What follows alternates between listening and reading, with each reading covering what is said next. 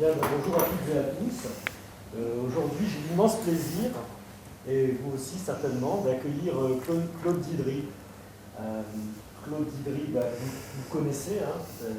il est sociologue, directeur de recherche CNRS au centre Maurice Halbwachs à l'EHESS. Donc c'est un spécialiste du travail, des conflits du travail, du marché du travail, mais aussi des politiques de la concurrence, des choses comme ça. Et j'attire votre attention en particulier sur deux récentes publications de sa part. Donc son livre sur l'institution du travail. Ah oui, très très bon livre, il faut l'acheter. Hein, il ne reste que quelques exemplaires. Hein. Je vous le recommande plus. C'est un gros succès de librairie en plus. Donc, oui, après on n'est plus à ça près, je veux dire, bon, mais... Ah oui, dans des grandes revues. Ouais. Et des interviews, etc. Et puis également, j'attire votre attention sur un numéro de L'Homme et la Société, qui est paru récemment, et un numéro spécial sur l'homme-machine, avec une très belle couverture aussi,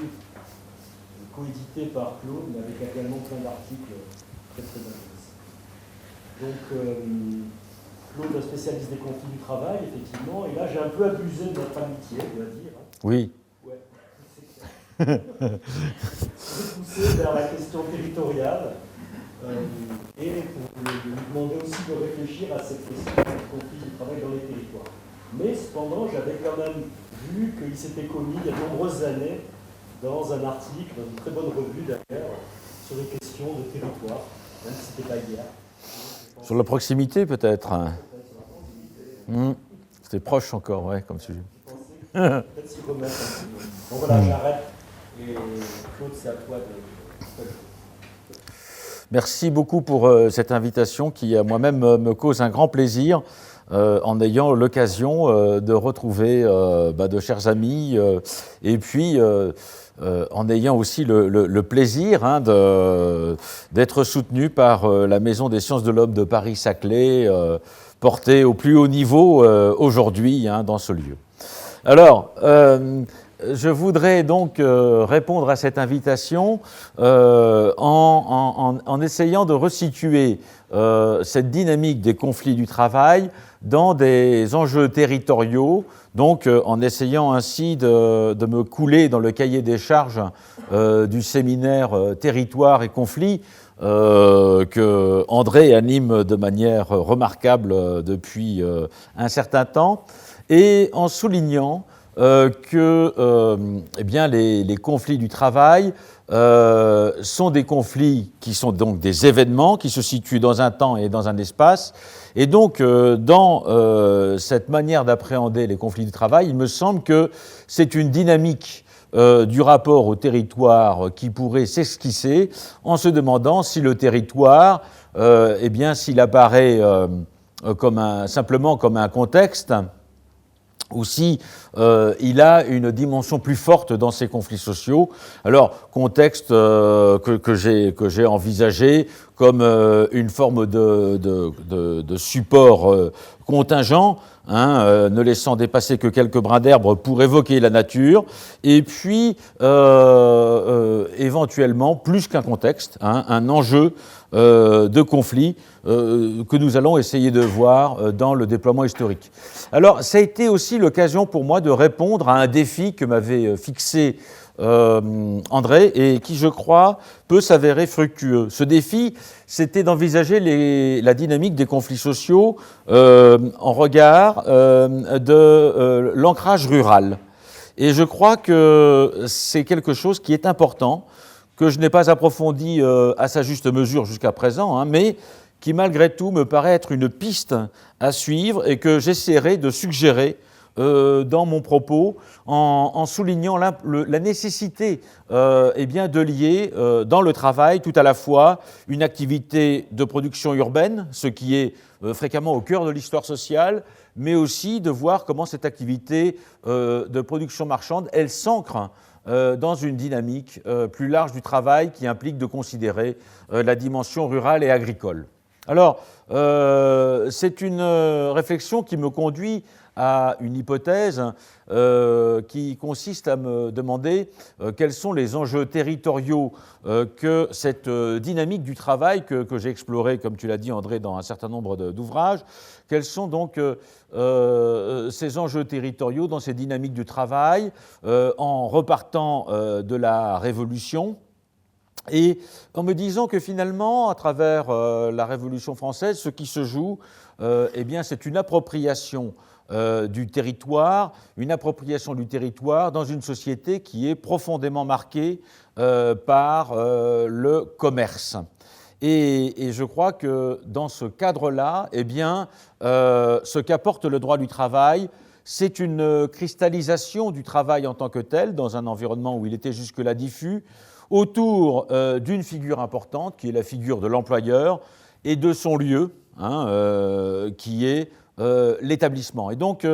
à partir de là, je crois qu'il y a dans les dynamiques territoriales des conflits du travail un changement profond autour de cette cristallisation du travail dans l'établissement qui en fait eh bien, une cible pour les conflits du travail. Alors ça me conduira à avoir une réflexion qui se déploiera en 4 grands moments. Un premier moment portera sur cette époque disons, pré- et post-révolutionnaire en France, en envisageant ce que j'ai appelé un travail diffus et des conflits attachés à des territoires, avant d'envisager la transformation du champ de la lutte que le droit du travail introduit, puis de déployer cette dynamique nouvelle autour de la grande classification que les syndicats vont tirer de ce droit du travail dans les années 30 et d'envisager enfin les restructurations dans leurs enjeux territoriaux tels qu'on peut les voir aujourd'hui avec quelques développements ultra-contemporains que je pourrais à cette occasion faire. Alors, premier élément qui me paraît important, c'est eh bien, la dimension territoriale de la société française telle qu'elle se dessine, disons, au cours du XIXe siècle, mais également avant, en se disant que l'on se trouve face à une société qui est durablement rurale, du moins jusque dans les années 30, et puis une ruralité qui remonte à très loin. Alors j'ai parlé pour rigoler des Gaulois, mais je m'arrêterai là. Et je voudrais surtout insister à travers, par exemple, un recensement de 1851 que présente Alain Deverpe dans son ouvrage Le monde du travail, eh bien, insister sur le fait que sur 1000 personnes actives dans ce recensement de 1851, 568 sont rattachés à l'agriculture, ce qui montre l'ampleur de l'activité agricole dans la France du XIXe siècle. Et puis, par ailleurs, ce qui montre également l'ampleur, ou la faiblesse, pardon, à l'inverse, de la grande industrie, avec, disons, 58 personnes sur 1000 rattachées à des établissements de plus de 10 salariés. On est donc dans un univers qui est particulièrement peu industrialisé et qui nous conduit d'ailleurs à sortir de cette dynamique de la révolution industrielle, comme d'ailleurs François Jarige le suggère dans un très bon article de L'Homme-Machine 1, qui vient de paraître récemment. Alors bon, alors je voulais, sur cette base, insister dans la France du XIXe siècle sur l'importance de la terre et de la révolution, en reprenant peut-être une ligne de pensée que l'on peut trouver chez Max Weber autour du potentiel révolutionnaire qui, selon Max Weber, entoure l'appropriation de la terre et la dimension du servage. Alors, je pense chez Max Weber notamment à ses travaux sur la Prusse orientale et les paysans à l'est de l'Elbe. On peut évoquer les révolutions russes qui, pour Weber, sont fondamentalement des révolutions rurales, et puis également la France qu'il évoque dans son histoire économique et dans lequel il souligne l'importance de l'attachement des paysans à la terre, non seulement auparavant dans le régime de féodalité qui a été celui de la France, mais aussi dans la situation qui succède à l'abolition de l'ancien régime et du servage et du féodalisme, et qui conduit à une forme d'appropriation de la terre par les paysans, et donc à une situation dans laquelle la France se caractérise pendant très longtemps par une forte implantation paysanne, une dimension rurale affirmée. Alors, je voulais illustrer cette dynamique avec des photos de révoltes paysannes en train de prendre d'assaut des châteaux, et je n'ai malheureusement trouvé que des illustrations sur la chouannerie. Alors je n'ai retenu que des paysans pauvres de Russie pour célébrer à l'occasion le centenaire de cette photo, qui témoigne de grands troubles révolutionnaires également dans un pays plus à l'est que la France. Alors, ce que je voulais, à partir de là, souligner, c'est qu'on a une paysannerie qui est liée à la terre et qui renvoie à cette idée que la Révolution française, en tant que telle, peut être analysée comme un conflit social dans lequel se joue une dimension d'appropriation des terres qui aboutit à une certaine propriété rurale. Mais parallèlement à cela, il faut rappeler un autre élément qui me paraît également important. Cet élément important, c'est que dans cette société profondément rurale, eh bien, on peut dire que l'industrie est au champ depuis longtemps. Alors, c'est une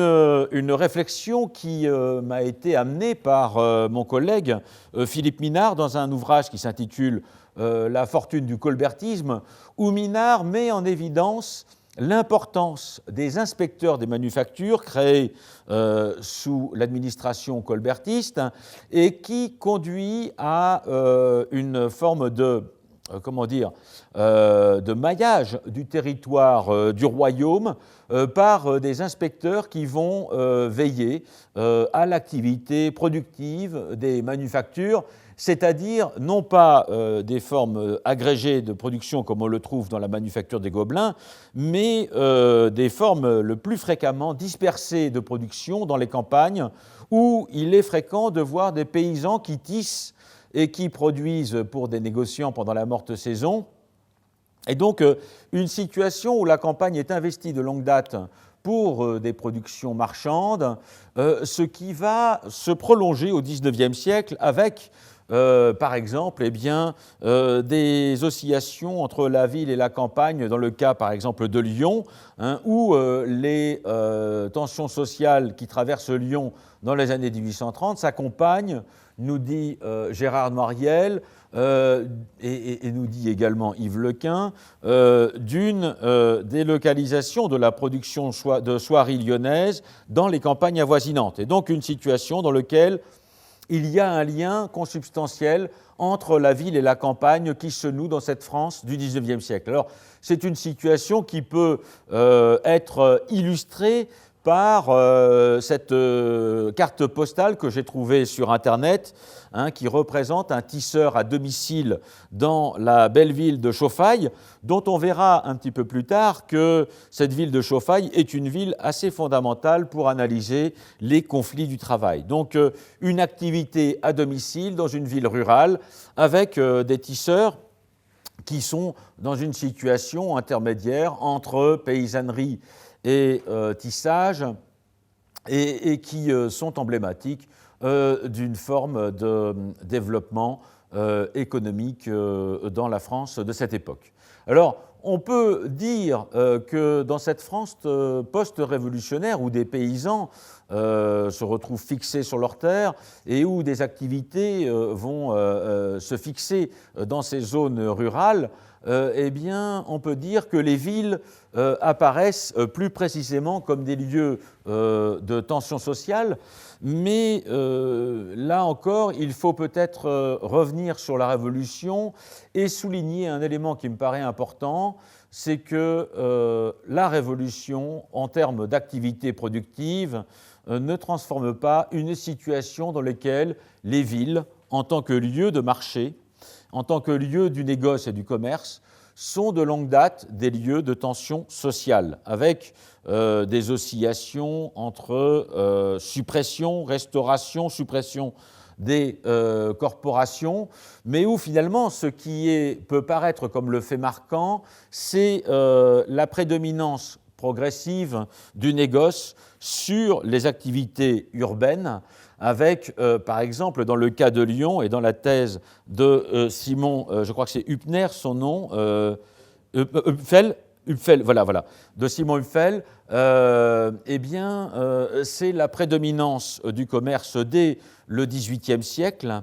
et donc une situation dans laquelle la corporation devient une forme productive au service de négociants qui sont capables, en quelque sorte, d'intégrer une activité productive sous-traitée à un ensemble de corporations. C'est un processus de long terme qui se retrouve en France, mais que Max Weber décrit de manière assez large en Europe, que ce processus dans lequel les corporations se retrouvent progressivement appropriées par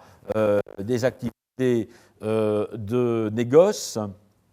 et donc dans lesquelles les tensions vont porter sur le prix de l'ouvrage livré par les corporations aux négociants. Et donc ça, c'est une situation que Simon Hupfel décrit dans le cas de Lyon de manière remarquable au XVIIIe siècle, en montrant que les insurrections des années 1830 sont précédées par des insurrections tout aussi dramatiques et tout aussi violemment réprimées dans le cours de la monarchie au XVIIIe, avec des pendaisons de leaders de révolte canusienne au cours de cette période. Donc une situation dans laquelle on peut penser qu'avec la suppression des corporations, mais aussi et surtout avec l'élaboration d'un code civil et en son sein la reconnaissance du louage d'ouvrage, eh bien on peut penser que la Révolution, elle ne dénoue pas la tension sociale qui caractérise l'activité de négoce centrée sur les villes et qui rayonne sur les campagnes, mais que la Révolution l'organise autour de ce louage d'ouvrage qui permet de concevoir la référence contractuelle des relations qui se nouent entre un négociant et un ouvrier, un producteur qui se charge de réaliser un ouvrage. Alors, c'est une situation dans laquelle l'ouvrier, nous dit le Code civil dans son article 1799, l'ouvrier rémunéré à prix fait ou à la pièce est considéré comme entrepreneur en la partie qu'il traite, c'est-à-dire qu'on a une forme de reconnaissance d'un certain, on pourrait dire, artisanat, où des ouvriers vont être en capacité de produire pour des négociants, y compris en embauchant d'autres ouvriers. Et ça, c'est un fait marquant du 19e qui mérite à mes yeux d'être rappelé, avec pour cela deux conséquences. La première, c'est la possibilité de rompre ce contrat, et donc cette idée que, par exemple, le Robert, le dictionnaire, avance, cette idée que la grève, c'est un mot qui se forge dans la première moitié du XIXe siècle, contrairement à ce qu'avance une certaine histoire sociale. Je pense par exemple à l'ouvrage de Stéphane Sirot sur l'histoire de la grève, qui nous dit que l'histoire de la grève est marquée par la suppression des corporations. C'est faux. Les grèves sont énormes dans la première moitié du XIXe siècle et même avant. Je veux dire, William Sewell nous montre des grèves qui se déploient depuis le Moyen-Âge, donc des cabales, des coalitions, etc. Et donc une situation dans laquelle la grève, c'est une conflictualité sociale qui trouve son nom dans un lieu, donc pour le séminaire, c'est important de le savoir, qui est la place de grève, c'est-à-dire cette place où se réunissent les ouvriers parisiens du bâtiment pour s'engager dans des activités à prix fait, en fonction notamment des prix de la ville de Paris. Alors c'est donc bien avant la magistrature de Madame Hidalgo, qui ne doit pas nous faire oublier l'agitation qui régnait devant l'hôtel de ville à cette époque-là, et qui était une agitation parfois révolutionnaire, c'est-à-dire qu'il pouvait arriver que les ouvriers prissent, si j'ose dire, l'hôtel de ville comme en 1848, en en instaurant une république. Alors, c'est une situation dans laquelle on a également, comme je vous le suggérais, des ouvriers qui sont des entrepreneurs, c'est-à-dire qui embauchent d'autres ouvriers, avec comme dérivé de ce louage d'ouvrage ce que l'on appelle le marchandage, une sous-traitance en cascade dans lequel des marchandeurs sont engagés par des entrepreneurs, par exemple du bâtiment, dans le domaine de la maçonnerie, ce sont des choses fréquentes, où ensuite le marchandeur va engager des maçons, et puis il arrive fréquemment que l'entrepreneur paye le marchandeur et que le marchandeur fasse faillite ou qu'il disparaisse avec l'argent, de sorte que les maçons ayant travaillé ne sont payés par personne, ce qui pose un problème assez crucial autour de cette dimension du marchandage. Donc à la fois la reconnaissance d'une liberté et d'une autonomie, mais dans le même temps, pour les ouvriers qui travaillent pour d'autres ouvriers, un problème d'incertitude et de rémunération. Alors, une situation que j'ai voulu schématiser de la manière suivante, en parlant d'une économie de la commande, c'est-à-dire une économie dans laquelle on se retrouve face à une clientèle qui est en position de commander quelque chose. Alors, le Code civil, dans les articles 1779 à 1799, prend comme modèle, on peut dire, la construction d'un bâtiment sur un terrain. Et c'est un peu dans ce sens-là qu'il faut l'imaginer, c'est-à-dire le propriétaire d'un terrain qui engage la construction d'un bâtiment sous l'égide fréquemment d'un architecte ou sous l'égide d'un architecte qui, à son tour, fait intervenir différents corps de métier pour élaborer le bâtiment. Et là, de la même manière, on peut transposer cette métaphore de la construction à l'ensemble des activités productives avec des clients qui vont commander des produits à des négociants. Alors on peut penser par exemple au carré Hermès, qui va être commandé par Madame de Bettencourt, et qui ensuite va être réalisé à Lyon par un négociant qui va demander dans un premier temps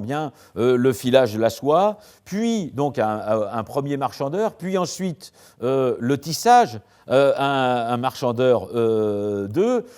avant d'arriver à la teinture pour enfin vendre le produit rue Boissy d'Anglas, au croisement avec le faubourg Saint-Honoré. Et donc on a là une situation où le louage d'ouvrage ou le marchandage permet de décrire ces différentes étapes par lesquelles passe un produit depuis la matière brute jusqu'à la marchandise, et donc avec une circulation du produit entre les corps de métier qui subsistent et qui permettent d'arriver à ce produit que le négociant vend en tant que commerçant et soumis à ce titre au Code de commerce. Alors, c'est une situation, cette économie de la commande, dans laquelle une très grande partie de l'activité de production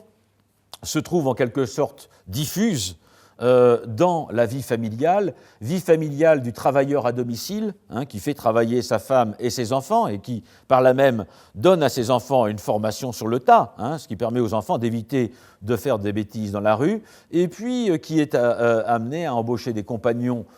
également. Donc une situation où le travail se retrouve en quelque sorte inscrit, enfoui dans la vie familiale, tant en ville que dans les campagnes, et donc une situation où on a une agitation sociale qui a été, à mon avis, réduite par des philanthropes à la notion de question sociale, là où il y avait peut-être plutôt révolution prolétarienne, c'est-à-dire révolution portée par des prolétaires dans le sens de valeurs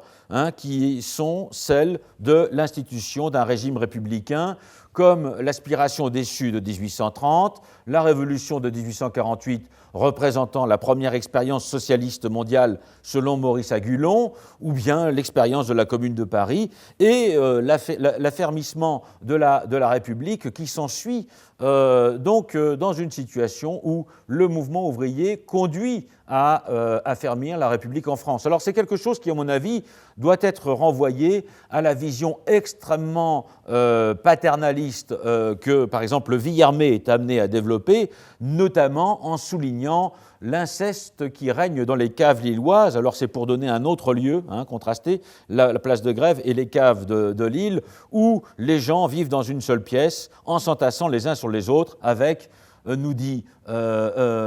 Villermé, les mystères dégoûtants qui s'accomplissent sur ces couches impures au sein de l'obscurité et de l'ivresse. Donc une situation où le nord de la France est particulièrement stigmatisé par cette situation de misère qui, pour ces tenants de la question sociale, sont les motifs véritables des révoltes ouvrières, en refusant par là même de saisir des dimensions de valeur dont ces ouvriers sont capables. Alors, c'est une dimension qui me paraît importante à rappeler avant de se tourner vers ce tournant que constitue pour moi le droit du travail et le contrat de travail et la transformation du champ de la lutte qui en résulte. Alors, cette transformation, pour l'apprécier, il faut la situer dans la France de 1900, c'est-à-dire une France dans laquelle on a toujours une population rurale très importante, mais un fait que je voulais également rappeler, c'est la part très importante des patrons, dont on ne sait pas d'ailleurs ce qu'ils désignent véritablement, puisque, on s'en souvient, l'ouvrier est entrepreneur en la partie qu'il traite lorsqu'il est payé à la pièce. Mais on voit dans ces recensements de la population justiciable des prud'hommes, à l'occasion des réformes qui sont discutées, on voit que sont considérés comme patrons près d'un tiers de la population active, avec plus d'un tiers de la population active, avec le reste constitué de salariés. Donc une situation dans laquelle finalement l'univers productif se caractérise, là encore, par une dispersion forte des types d'entreprises très petites, voire des formes de travaux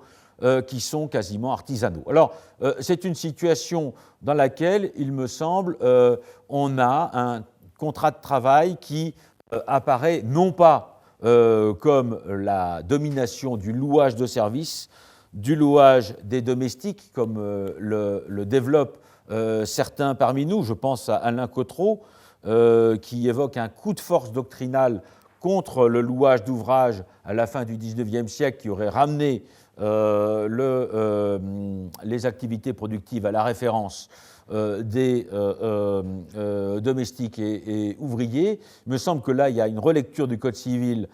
qui n'est pas réellement faite. Et je crois qu'il faut revenir à la proposition de loi d'Arthur Groussier sur la proposition d'un code du travail, comme vous pouvez le lire très vaguement en caractères minuscules, un code du travail qui est proposé en 1898 et qui conduit à une vision très large du travail, non plus comme un ouvrage pris en charge par des métiers manuels, mais comme une activité qui va être une activité tout à la fois manuelle et intellectuelle, et qui donc va arriver à une vision très large du contrat de travail, qui intègre tout à la fois le contrat de louage d'ouvrage, le mandat, voire la fonction publique dans le cas d'Arthur Groussier, et qui se prolonge dans les débats d'une société qui regroupe les professeurs agrégés de droit en France, qui est la Société d'études législatives, et qui, à l'occasion de la modernisation du Code civil, propose une loi sur le contrat de travail, où le contrat de travail se définit comme un contrat par lequel une personne s'engage à travailler pour une autre personne et où on voit intégrer, disons, les dimensions de l'ouvrage, du temps, qui permettent de reconfigurer, en fait, ce que le louage d'ouvrage avait posé. Alors, je crois que là, on a une situation dans laquelle on change, en quelque sorte, à travers le droit, de regard sur l'activité productive, et où, au lieu d'avoir une économie de la commande, on aurait plutôt une économie de la production qui passe par l'engagement de travailleurs sous l'égide d'un employeur et qui donc suggère ici, comme on peut le voir, l'existence de cet établissement où vont se trouvaient soit rassemblés, soit rattachés les travailleurs pour arriver à offrir des produits au public. Alors, c'est une situation qui amène, du point de vue des conflits sociaux, me semble-t-il, à une forme de transition dans laquelle on peut identifier dans un premier temps, et c'est ce qui m'avait surpris dans l'ouvrage que j'ai publié à partir de ma thèse sur la convention collective, dans lequel on peut identifier des conflits sociaux des villes et des conflits sociaux, on va le voir, des champs. Alors, ces conflits sociaux des villes, moi j'essaie de répondre un peu à la commande qui m'a été faite, ces conflits sociaux des villes, ce sont principalement des conflits sociaux qui vont se retrouver à travers les grandes manifestations des services publics municipaux, comme notamment cette grève de la Compagnie Générale des Omnibus à Paris en 1891, où l'on voit là donc les cochers grévistes entourés d'une foule mécontente. Et donc, on a une situation dans laquelle on a une négociation collective qui s'engage sous l'égide du Conseil municipal de Paris. C'est un peu comme si la RATP demandait la médiation de Madame Hidalgo dans un conflit social qui opposerait son personnel à sa direction, et où on voit finalement un contrat collectif dans lequel ce qui se trouve reconnu, c'est l'organisation en poste de cette activité de service public, une forme d'organisation bureaucratisée, voire militarisée, avec des grades bien définis, etc. Il me semble qu'à cela, et moi c'est quelque chose qui m'avait surpris à l'époque, il faut ajouter des conflits sociaux des campagnes, comme dans le cas de Chauffaille, dont je vous ai déjà parlé, qui va être la base d'un arrêt très important de la jurisprudence sur le contrat collectif. Et donc, Chauffaille, où l'on va avoir une grève en 1889 qui va être arbitrée par le sous-préfet du département à Charolles, et qui va donner lieu à l'élaboration d'un procès-verbal de conciliation. C'est les formes que prennent à l'époque les accords collectifs de fin de grève, et où on va se retrouver dans une situation où les travailleurs à domicile seront le fer de lance d'un tarif qui fixe le prix des pièces, dans un contexte où se développe parallèlement au tissage à domicile, se développent des usines de plus grande dimension dans lesquelles travaillent les femmes du bourg de Chauffaille. Donc on a une situation de conflit social où le travail à domicile coexiste avec le travail en usine, et où les travailleurs à domicile, qui sont plutôt des hommes, emmènent l'ensemble de la main-d'œuvre du lieu dans des grèves, des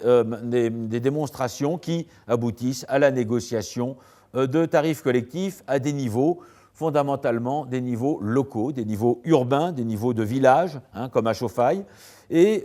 qui aboutissent à des procès pour faire obtenir l'exécution de ces contrats collectifs. Alors je crois qu'il faut que j'avance un peu plus vite. Des procès, et là en l'occurrence à Chauffaille, un procès qui conduit à considérer que le syndicat n'est pas un acteur pertinent pour demander l'exécution du tarif qui a été signé, sachant que le tarif a été signé à la suite d'une intervention du sous-préfet. Alors c'est la même chose que l'on voit à Méru, la capitale mondiale du bouton français, qui travaille à partir de la nacre et puis du troca, c'est-à-dire un coquillage importé de nos colonies, et où l'on a, en 1909, de la même manière, des événements grévistes similaires, avec cette assemblée des grévistes dans laquelle on voit les femmes, les enfants discuter à la manière du Parlement britannique ou d'une loge maçonnique sous l'impulsion d'un leader pour élaborer leurs revendications. Donc, où l'on a cet univers où coexistent des usines un peu plus grandes, de la production à domicile, etc. Une situation dans laquelle on retrouve cette industrie à la campagne qui est en train de prendre des dimensions un petit peu plus larges, et je crois auxquelles il faut lier les mines, comme les mines du Nord-Pas-de-Calais, de Carmaux, de Saint-Étienne, dans lesquelles va circuler la figure héroïque de Jaurès. Bon, alors, c'est une situation qui m'a conduit à porter un regard que j'avais peut-être négligé jusqu'à présent, et ça sous l'impulsion d'André, hein, à l'égard de ces fameuses grèves du Midi. Hein, et grève du Midi qui donne lieu à toute une jurisprudence très importante dans le domaine du salaire des ouvriers agricoles, et avec une série en fait d'accords collectifs, c'est-à-dire de procès-verbal de conciliation qui sont signés en 1904, c'est-à-dire avant l'explosion de 1907 qui a été retenue dans l'histoire, et qui aboutissent eh bien, à la signature d'accords collectifs dans lesquels ce qui est important, c'est l'embauche prioritaire d'ouvriers originaires de la commune. Hein. On a l'instauration, à travers ces procès-verbaux de conciliation, d'une forme de préférence communale, pourrait-on dire, qui s'accompagne de fixations tarifaires et qui donne lieu donc à un ensemble d'actions en justice dans lequel des propriétaires, refusant de mettre en œuvre les procès-verbaux de conciliation, sont condamnés à se plier à ces règles. Donc une situation dans laquelle, je crois, il est important de porter ce regard sur l'activité rurale pour en saisir aussi les dynamiques revendicatives, les dynamiques organisationnelles et les dynamiques de régulation, au lieu de s'en tenir aux formes les plus spectaculaires d'affrontement, comme dans le cas des révoltes du Midi Rouge face à l'intransigeance de Clemenceau en 1907. Alors, c'est une situation qui, selon moi, implique eh bien, de saisir l'impact progressif du droit du travail sur la vie sociale pour voir, en fait, notamment à travers la Première Guerre mondiale, un moment très important de familiarisation avec ce droit nouveau que constitue le droit du travail sous la figure du Code adopté en 1910 et qui s'accompagne eh bien, d'un certain nombre d'innovations institutionnelles comme la création d'une confédération générale du travail à partir de 1895 qui prend une tournure beaucoup plus forte au moment du congrès d'Amiens en 1906 et qui, sur cette base, est amené à initier une forme de syndicalisation qui sort du syndicat de métier pour aller vers le syndicat d'industrie. On a également, à travers la Première Guerre mondiale, l'expérience d'une participation ouvrière à la gestion de ces lieux de travail, de ces établissements que le contrat de travail a permis de circonscrire sous la forme de délégués ouvriers, de commissions mixtes qui aboutissent à la fin de la Première Guerre mondiale à la revendication de contrôle ouvrier parallèle à l'existence de conseils de soldats et d'ouvriers dans la Russie et l'Allemagne révolutionnaire. Alors c'est une situation où l'on a un syndicalisme qui est amené à s'affirmer au niveau de l'établissement avec, il me semble, un point important, c'est un syndicat qui vise à regrouper le personnel d'une société. Et donc, une situation dans laquelle ce qui va être important, c'est la constitution d'un agrégat de travailleurs de différents horizons dans un établissement, là en l'occurrence la Société du gaz de Paris, illustrée par un prolétaire assez vigoureux. C'est un syndicat là qui est le syndicat unitaire des gaziers et qui vise à syndiquer l'ensemble du personnel. Alors donc une situation dans laquelle on a finalement une découverte du contrat de travail qui s'opère sous l'impulsion de l'action collective, qui s'opère aussi sous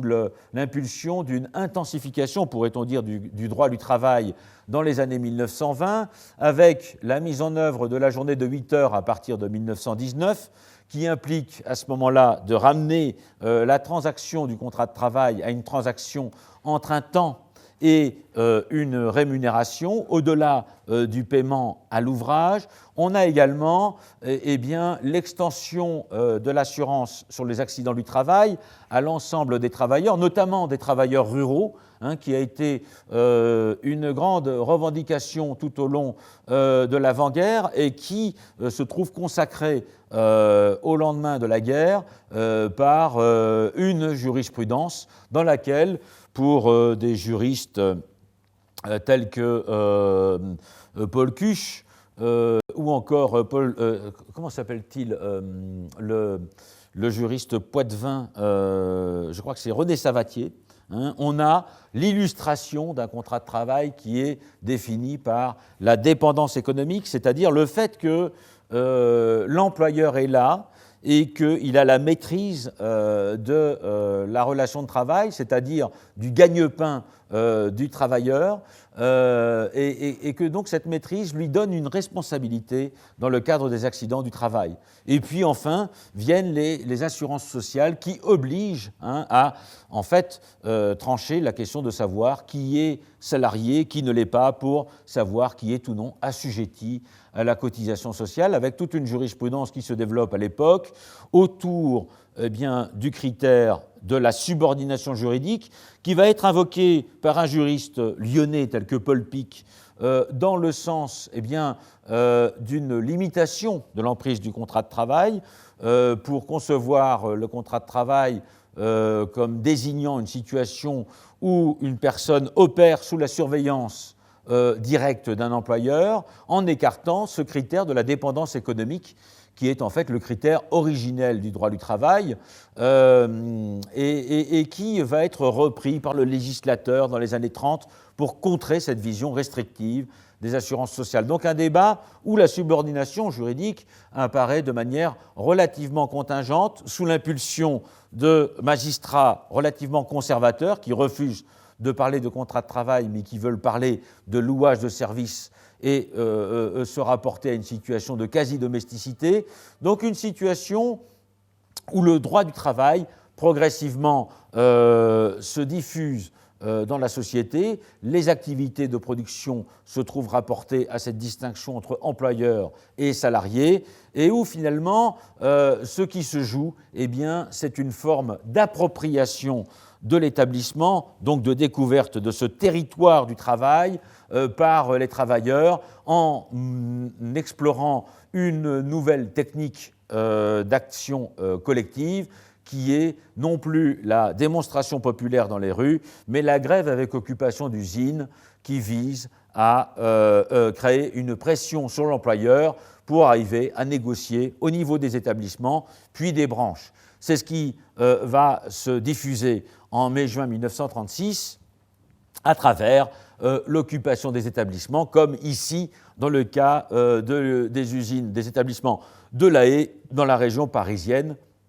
où l'on voit que l'occupation de l'établissement est aussi l'occasion d'une activité festive à laquelle prirent part notamment Jacques Prévert et le théâtre Octobre. Bon, mais c'est une situation dans laquelle on a aussi le développement d'une nouvelle pratique de la négociation collective qui part des établissements et qui vise à aller au niveau de la branche, c'est-à-dire au niveau de l'ensemble des établissements qui partagent les mêmes caractéristiques techniques sur un lieu donné, pour arriver à une hiérarchie des salaires, c'est-à-dire à une classification des emplois en grandes catégories, que sont les catégories d'ouvriers, d'employés, de techniciens, d'agents de maîtrise, d'ingénieurs, qui vont devenir un peu la base de notre vision du monde social. Et donc c'est une forme de classification, de grande classification, qui me paraît fondamentale dans cette époque et qui va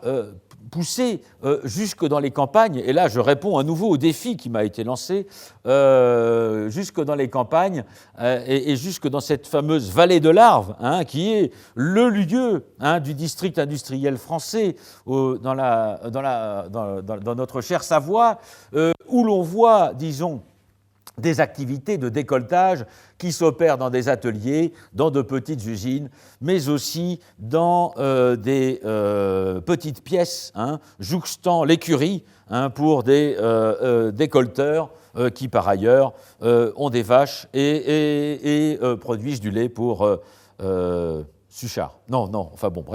Qui produisent qui ont une production agricole. Bon, alors c'est une situation où l'on a notamment une sentence très importante d'un futur économiste keynésien, je crois, qui s'appelle Robert Mossé et qui vise à étendre cette classification dans un travail qui a gardé cette caractéristique du travail diffus de la société française dont je vous parlais autour de la Révolution et qui vise à appliquer cette classification tout en tenant compte du coût de la vie moins important dans les zones rurales pour imaginer une minoration des salaires. Alors, c'est une situation,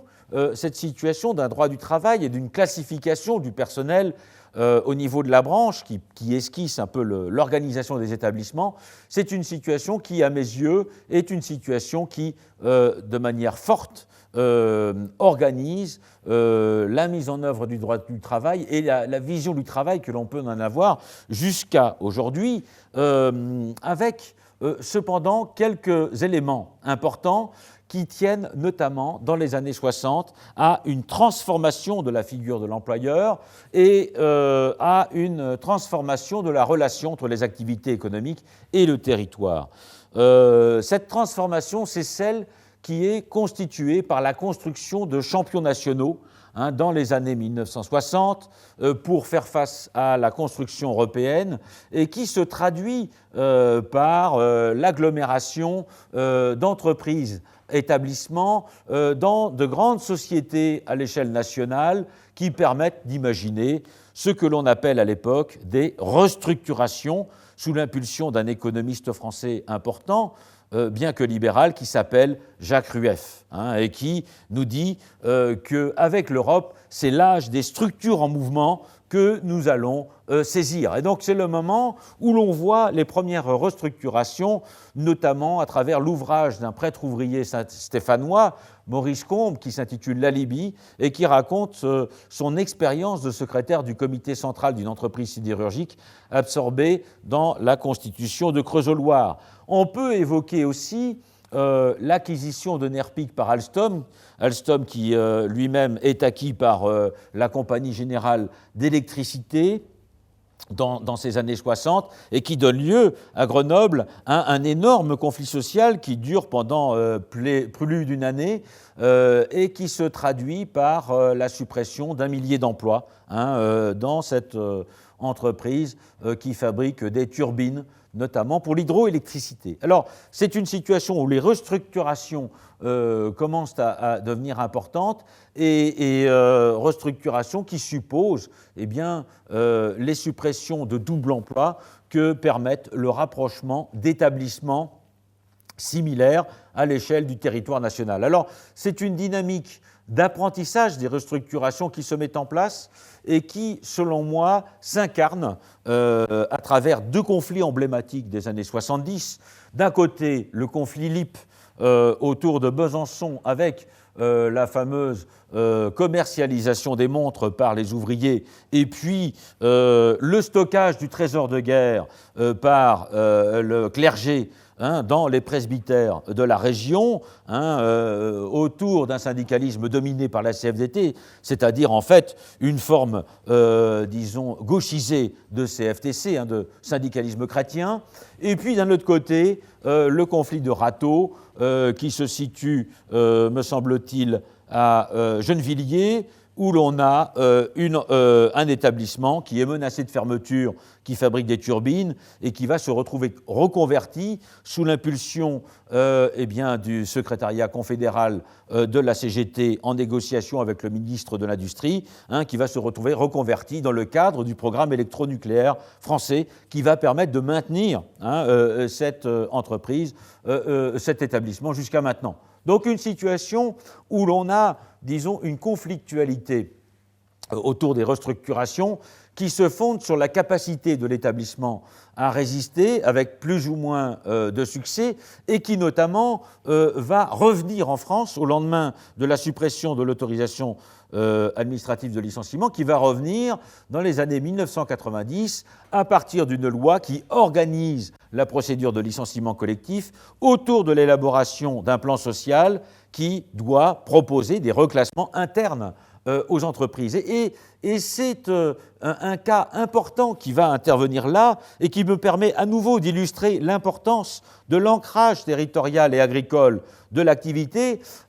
qui est celui des maisons du Champagne dans le groupe LVMH. Alors j'ai mis MH au sens de Moët-et-Chandon, mais il faut compter aussi Canard-Duchesne, Ruinart, etc., qui va donner lieu à un arrêt très important de la Cour d'appel de Reims, qui annule la procédure de licenciement engagée par le groupe LVMH contre ces maisons champenoises. Et donc là, on a la situation d'un groupe qui est d'un champion national du luxe, en quelque sorte, qui se trouve arrêté par une forme d'ancrage territorial très importante de la production qui tient à ce que, on a une activité qui est définie par sa délimitation géographique, qui a donné lieu d'ailleurs à des conflits sociaux très importants au début du XXe siècle entre les paysans de la Marne et les paysans de l'Aube, et dans laquelle on trouve des dirigeants syndicaux qui sont aussi propriétaires de vignes qui permettent d'approvisionner les entreprises productrices de champagne. Donc une situation dans laquelle, en un sens, l'ancrage territorial permet de contrer la dynamique impulsée par le groupe de Bernard Arnault au nom d'une péréquation, on pourrait dire en quelque sorte, des taux de profit de nature à satisfaire l'actionnariat du groupe LVMH. C'est une situation qui, malgré tout, suppose de prendre en compte, disons, une évolution que l'on a constatée depuis les années 2000, mais qui, à mon avis, s'est accélérée avec la présidence Hollande. C'est une évolution dans laquelle ce qui se passe aujourd'hui, c'est une remise en cause de ces capacités de résistance des établissements face aux politiques de grands groupes. Alors, un affaiblissement des capacités de résistance et puis une difficulté syndicale à prendre la mesure du déploiement de l'entreprise sur un territoire national, voire sur un territoire international. Et donc, une situation où finalement, il me semble, on a une forme de mise en concurrence des sites les uns avec les autres qui est de nature à altérer les conflits du travail, à les minorer et puis à faire monter une forme de concurrence entre les territoires dont témoigne tout récemment la fermeture dans les Ardennes de l'usine Arthur Matin. Je vous renvoie au Monde d'aujourd'hui, où ce site, au terme d'une délocalisation progressive engagée dans les années 2000 vers la Pologne, est amené à être, je crois, transféré à un repreneur, si ce n'est fermé. Et donc, on pourrait dire que la perspective des conflits du travail et du territoire, c'est finalement de guerre lasse, cette situation où on pourrait avoir le sentiment qu'une lutte des classes est menacée par la financiarisation à la manière des abeilles menacées par les pesticides, dans cette mise en concurrence des établissements et des territoires occasionnée par un processus de restructuration constante, et puis une dynamique qui est naturellement encouragée par la destruction des procédures de licenciement qui a pris une tournure assez radicale dès la loi de 2013 sur la sécurisation de l'emploi et qui, en fait, se prolonge aujourd'hui en donnant le sentiment d'une continuité très forte entre la présidence Hollande et la présidence Macron. Alors, c'est une situation, naturellement, où la désindustrialisation est au rendez-vous, puisque, finalement, on perd de vue cette préoccupation qui avait pourtant émergé sous la présidence Sarkozy, avec des réponses un peu brouillonnes à l'époque, il faut l'admettre, et qui conduit à se demander si finalement il ne nous reste plus pour retrouver un peu de vitalité qu'à nous tourner vers cette société des services et des start-up qui, dès 1995, était au cœur du rapport Boissonnat et qui, dès ces années 90, nous avait annoncé le revenu minimum d'insertion comme réussite de la politique ricardienne qui est au cœur des métamorphoses de la question sociale de Robert Castel, eh bien, un peu comme l'ancêtre de ce revenu universel que nous propose aujourd'hui un certain nombre de ténors politiques et de philosophes sociaux. Voilà, je vous remercie pour votre attention.